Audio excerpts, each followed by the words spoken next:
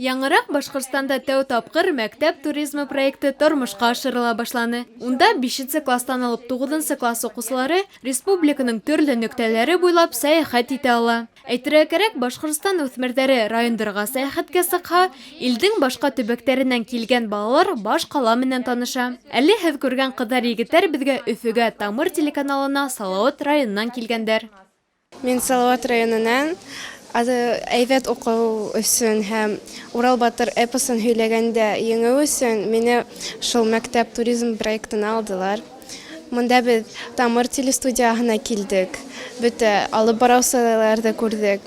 Нисек Сәнгелдәк телепередачаһы барганын күрдек. Бик кызык булды, безгә бик охшаны. Өфөгә укырга килһәм, мин шулай телестудияла эшләр идем. Өфөлә мин беренче тапкыр һәм бында ла мин беренче тапкыр да бик шәп проект уйлап тапкандар миңа бик охшаны.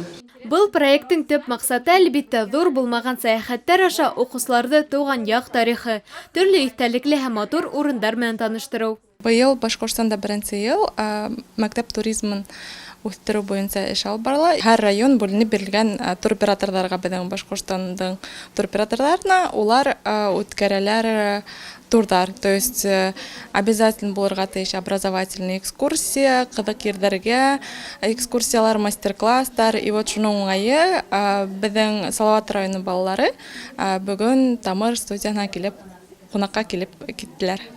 Яңырак кына эшләй башлаган мәктәп туризмы проекты киләсәктә лә дәвам итәләр һәм тагы ла киңәйтелер тыюны оештыручылар.